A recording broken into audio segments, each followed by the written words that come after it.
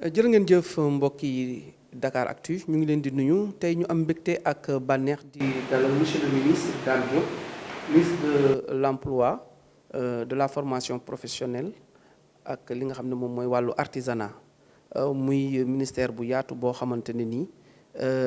li ñu naan nag lu xew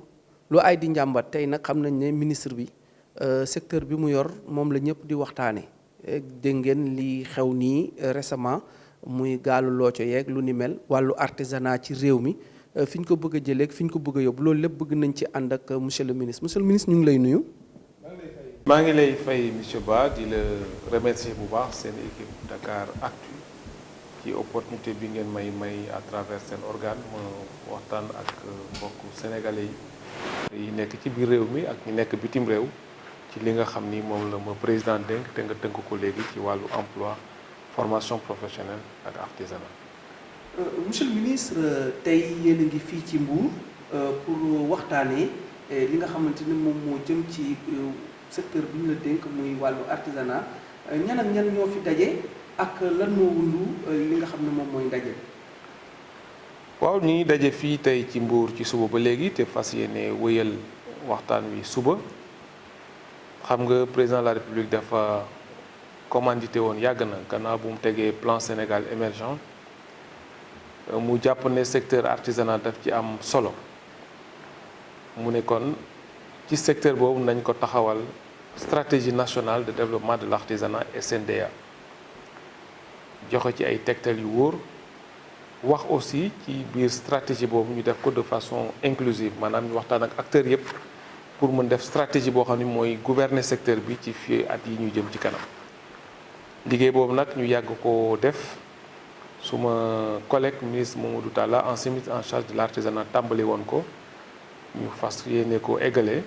bi ñu demee ba tënk document bi nag ñu ne kon jaadu na ñu dajale waat acteurs yëpp ñi nga xam ni participé woon nañ ci rédaction document boobu pour partager waat ak ñoom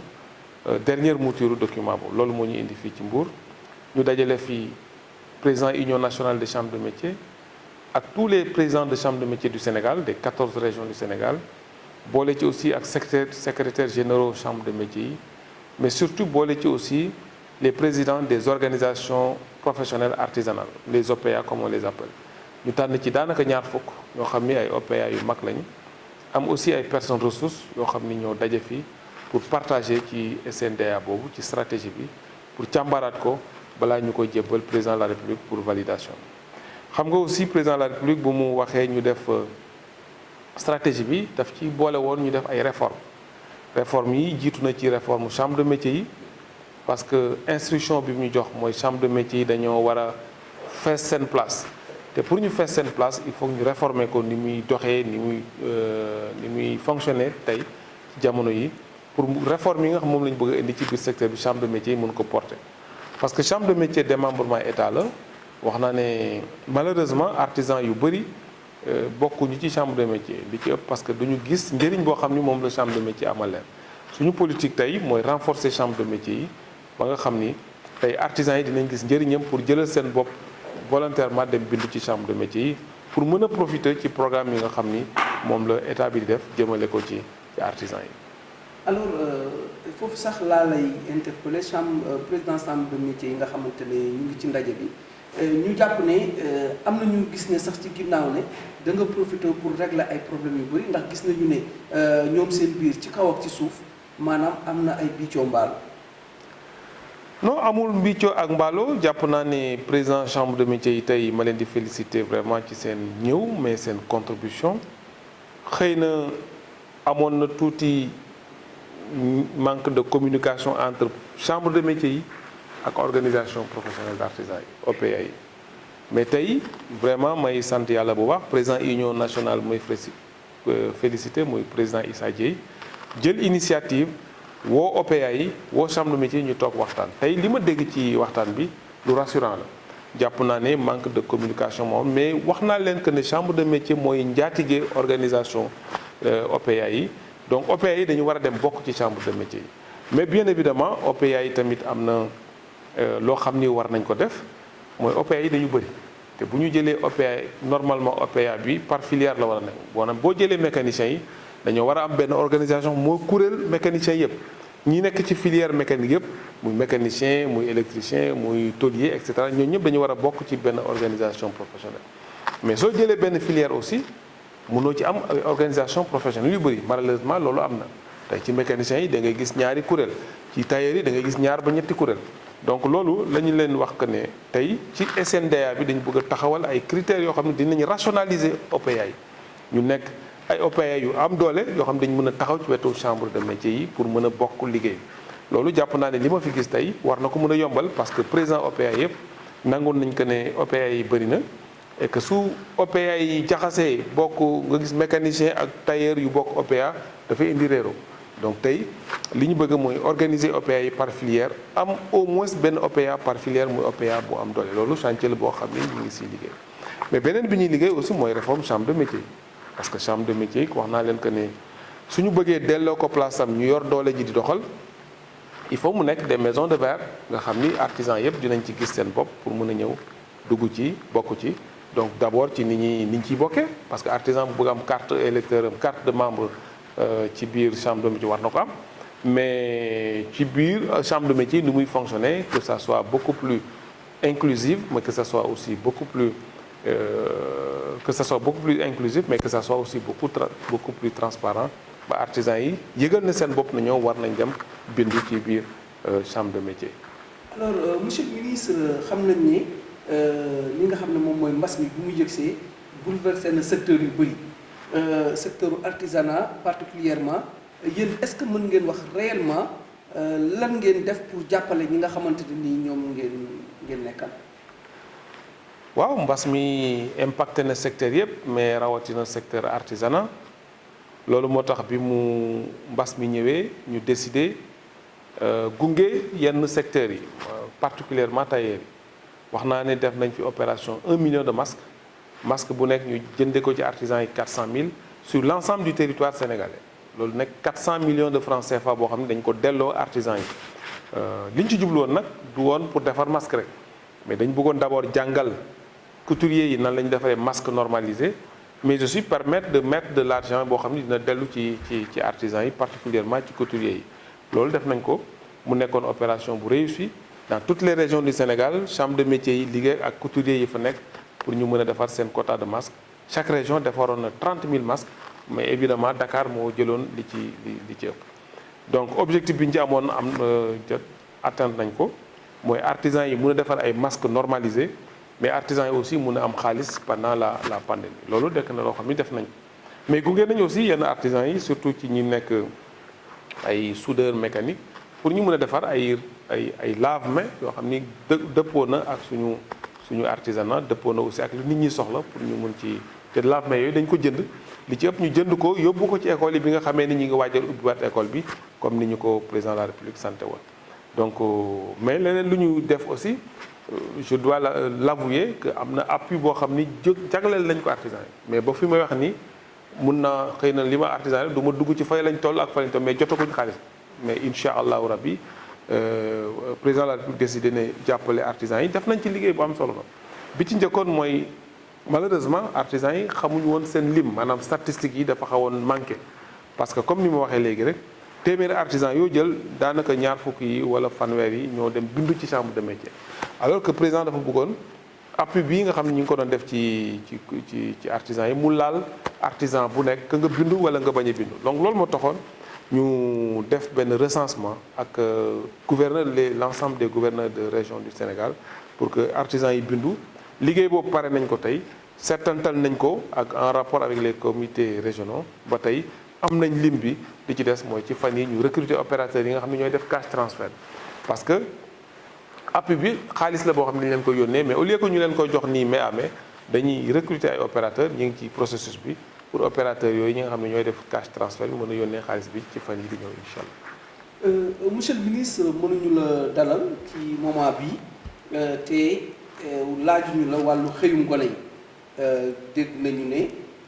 gaal yi fu mu toll nii ñu ngi mel ni Tulle ak Màlle dégg nañu xale yaa ngi faatu ñu ngi ko jàngatee bëri am na ñu jàpp ne barsax wala ni ñu koy tuddee noonu waaye daal que manque xëy ci dëkk bi moo indi lu ni mel yow d'accord nga ak gaañ wala d'accordoo gaañ.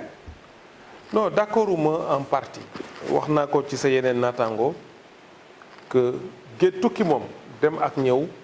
loolu fi lañ ko fekk fi lañ koy bàyyi nit ñi dañuy am envie tukki immigré dem feneen dem ñëw loolu mook àdduna ñoo ànd xale yi di dem demuñu parce que amuñu liggéey parce que am na xale yoo xam ne am nañ liggéey di tedd bàyyi ko fi dem donc ça montre que du ñàkk liggéey rek moo tax xëy na ci la waaye bari na ay phénomènes yoo xam ni ay facteurs yoo xam ni ñoo mën a expliquer lu tax xale yi dem d'ailleurs suma équipe bi ñu ngi ci def ay enquête de terrain bu may waxee nii ak yow suma équipe bi ñu ngi ci direction de l'emploi ñu ngi ci terrain bi pour waxtaan ak xale yi pour gën a affiner parce que xamoon nañ ni ci enquête yi ñu def que loolu rek taxul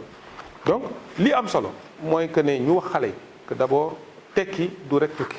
mën nga juddoo fii màgge fi tekki dama dégg ci suba koy joxe exemple bu rafet mu ne tey koo ci dégg Dakar tey ay commerçants yu mag ay hommes d'affaires yu mag ba ñu ñëw Dakar yoruñu woon 300 000 francs CFA ñu ñëw Dakar góorgóorlu liggéey ba tey ñu tekki fii ci réew li ci am solo rek dama koy wax souvent que Sénégal amuñu problème mu xëy problème mu am métier la ñu am xale yi dañu amul métier pour mën a xëy parce que ci bi may wax ak artisans yi rek léegi rek ñu wax ne képp koo xam ni am nga sa métier tey mën nga kocc-koccal am ci loo nekk donc loolu moo tax ñun suñu gouvernement ñu décider renverser tendance yi jox gëdd encore formation professionnelle pour que xale yi mun a am métier xale yi dañuy jàng bu dem ba université jàng yu gudd mais du ñu am métier donc tey suñu gouvernement sur instruction du président de la République li ñuy def mooy jël xaalis bu bëri dugal ko ci formation ndaw yi parce que tey foo dem ci Sénégal di nga dégg au moins ñu ne le 3FPT moo ma fayal sama jàng te ci fayal jàng boobu c'est jàng bi ci formation professionnelle la ñuy jàngal leen métier jàngal leen ni ñu yore seen yëfi bopp ba pare indi leen financement boo xam moo tax ñu mën a def seen yëfi bopp comme je dis parce que xëy bi moom suñ ko buggee régler ci Sénégal du xëy boo xam ne da ngay toog ci gannaaw bureau donc nit ki mën na jàng métier entreprendre góorgóorlu yëfam di jóg di daanu ba yàlla fekk ko fa ba mu am terrain. monsieur le li ministre ma bëggoon wax ci foofu rek ñun ñëpp am nañ ci responsabilité d'abord famille yi waaye jur yi ñu bañ a wax ndaw ñi rek que pour nga tekki da nga war a tukki te yàlla xam na ne tey am na ñoo xam ne ñu nekk bitim réew ku leen yónnee woon paas tey sax ñu ñibbi si moo leen di gënal donc il faut que ndaw ñi xam loolu ñëpp am ci responsabilité muy famille yi muy communauté bi muy yéen homme de média mooy ñun état en premier lieu que ñu mën a jox ay alternatives xale yi yoo xam ne nii bu ñu jàpp ne rek bitim réew mooy ni ko tubaab di wax Eldorado maanaam loo demee lépp sotti alors que sottiwul dañu am ay jafe-jafe comme ñun ni ñu amee ay jafe-jafe mais li am solo Sénégal dëkk bu stable la dëkk bu am ay opportunité pour mën a yëngatu jàpp naa ne xale yi bu ñu fi toogee jàng métier mën nañ tedd tekki fii comme on dit. monsieur le ministre am na foo tudd état léegi ñu bëri dañu jàpp ne tey xale yi boo leen laajee dañ lay wax ñu ne la par exemple ñun dañ doon nappi mais mënatuñu am jën ndax état bi jaay na géej gi nga ne leen ci jéeri ji ñu ne la ñun fu ñu taxaw di jaay ñu dàq ñu est-ce que tey globalement jàpp nga ne du problème mu état moo politique am moo laaj jàppoo ne loolu la. non jàppuma ko mooy li ma lay expliquer léegi rek ba Sénégal nekkee Sénégal ba léegi li gouvernement président Macky Sall def ci tàggat ndaw ñi jox leen métier. jàpp naa ne benn gouvernement defu ko li suñu gouvernement def ci tàggat ndaw ñi teg ay instruments de financement pour ñu def seen yëfi bopp benn gouvernement parce que DER a ngi fi 30 milliards de francs CFA par année loo xam ne ci budget état lay jóge pour gunge ndaw ñi la pour ñu am ay métiers.